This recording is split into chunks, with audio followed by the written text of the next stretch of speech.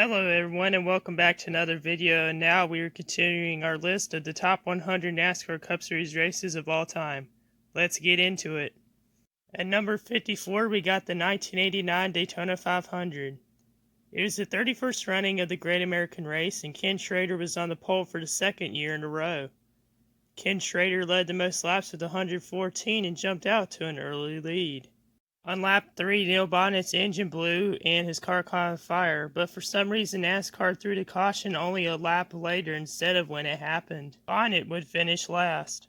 During the first caution period, Kyle Petty replaced Eddie Birchwally in the 23 car, and Jody Ridley replaced Bill Elliott, who was still suffering from injuries sustained in a crash in the Twins 125. Ridley finished 35th after a crash in lap 72. On lap 23, Davey Allison crashed on the backstretch and rolled over. Miraculously, he was able to continue in the race, finishing 25th 5 laps down. Up front, Ken Schrader, Dale Earnhardt Sr., Jeff Bodine, and Phil Parsons would trade the lead. On lap 72, Jody Ridley was involved in the multi-car crash with Rodney Combs, Chad Little, Terry Labonte, among others. On lap 145, Phil Barkdale spun down the backstretch and hit the dirt embankment. His car then rolled over onto its side. Barkdale finished 31st. While the other front runners decided to go to pit road, Darrell Waltrip decided to do fuel strategy and did not pit the last 53 laps. Shockingly, he was able to stretch out his fuel and make it to the finish. In his 17th try in the number 17 car, Darrell Waltrip took the victory in the Daytona 500. It was his first and only Daytona 500 win. Ken Schrader finished second, Dale Earnhardt Sr. third, Jeff Bodine fourth, and Phil Parsons fifth.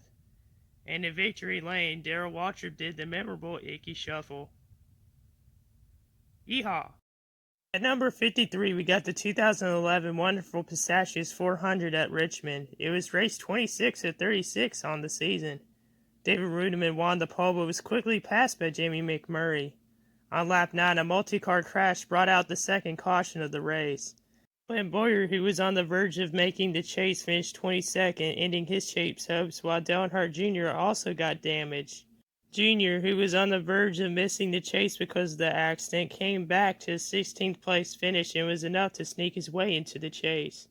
Jimmy Johnson took some turns up front, so did Carl Edwards and Jeff Gordon, but he was clearly able to see that Kevin Harvick was the class of the field. On lap 53, Casey Kane, Marcus Ambrose, and Brian Vickers were involved in an accident, and Brian Vickers took out his anger on Ambrose during the caution flag. On lap 154, Dale Earnhardt Jr. decided to intentionally wreck Travis Kvapil in turns 1 and 2 after the two had hit each other multiple times beforehand. It was clearly able to see that Harvick was the class of the field. As I said earlier, he led 202 of 400 laps. On lap 187, Kurt Busch got into Jimmy Johnson, and Johnson crashed into the outside wall while Montoya spun low. Johnson got revenge and spun out Kurt Busch on lap 247. Jimmy Johnson finished 31st after leading 38 laps. In the end, Kevin Harvick was able to hold off Carl Edwards and took home the victory. A.J. Allmendinger just missed the final chase spot, while Tony Stewart's 7th place finish got him in. At number 52, we got the 2015 Coke Zero 400 at Daytona. Rain pushed the race's green flag to 11:42 p.m. Eastern Time. The first caution of the race came out on lap 3 for a multi-car crash off turn 4. Austin Dillon led the first 8 laps and would end up finishing 7th, but we'll get to him later on. Jimmy Johnson led 35 laps, Denny Hamlin 10, and Casey Kane led 5. There would be 2 more multi-car crashes in the race, one on lap 86 and the other on lap 105. The final caution was on lap 154 when Sam Hornish spun on the back straightaway. Coming to the checker flag, Dale Earnhardt Jr. was able to hold off the field and capture his second win of the season. As they came across the finish line, Denny Hamlin spun after contact from Harvick, resulting in a terrifying crash. Austin Dillon's number 3 Chevy flew into the catch fence. At the time when I was watching this, I was like, how did he survive this crash? Thankfully, because of the catch fence, no one was majorly injured, and Austin Dillon walked away without a scratch. Dillon's car was hit another time by Keselowski, who had spun in oil. Dale Earnhardt Jr. waited till he found out Austin was okay to celebrate. At number 51 is the 2005 CocaCola 600, which was held in front of 165,000. It was race number 12 on the season. Ryan Newman had won the pole but was quickly passed by Casey Kane. There would be a record 22 cautions in the race, the first major one being on lap 1 and 2 for a 5-car crash on the back straightaway. Jeff Gordon, who was trying to end a winless drought and led 49 laps early, got some damage from some concrete on the track. Jeff Gordon was able to work himself back up to the front, but he would later crash and finish 30th. Brian Vickers led the most laps on the night with 98, but he would end up finishing 31st.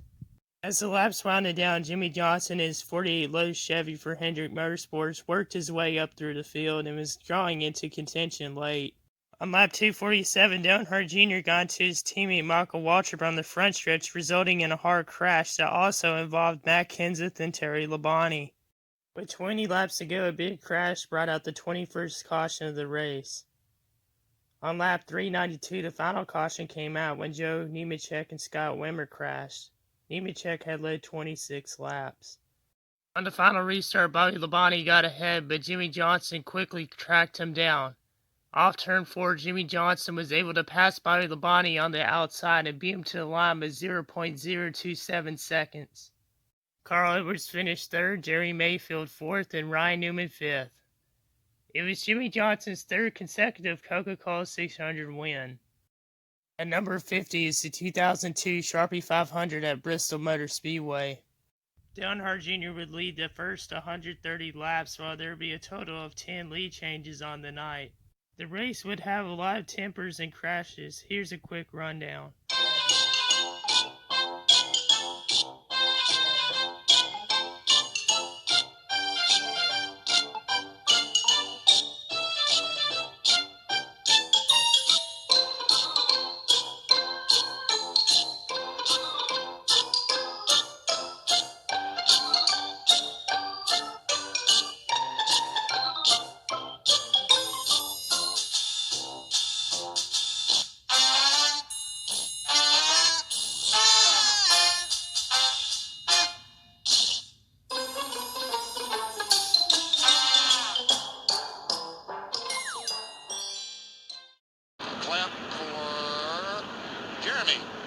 With just over 100 laps to go, Robbie Gordon dumped Jimmy Johnson on a restart and Mark Martin was collected, resulting in a multi-car pileup. Robbie Gordon and Johnson were battling to try to get back on the lead lap, and Robbie Gordon even almost dumped the leader Johnny Benson trying to get his lap back. NASCAR would penalize Robbie Gordon 2 laps for the shenanigans. The final caution of the race came on lap 403 when Dale Earnhardt Jr. got into Ward Burton while battling for 3rd position. Ward Burton displayed his displeasure by throwing his heel pads at Dale Jr. when he drove by. Kevin Harvick led 38 laps before getting passed by Rusty Wallace for the lead with 18 laps to go. Jeff Gordon then was on the hunt, trying to chase down Rusty Wallace to end his losing streak. Jeff Gordon was all over Rusty Wallace in the closing laps. Here's Alan Bestwick's call of the final 2 laps. Yeah, I did get that wheel spin. The bump and run. There it is. Gordon underneath to the lead. 2 laps to go. Victory lane, the much publicized dry spell could come to a close in 1 more lap around the Bristol half mile.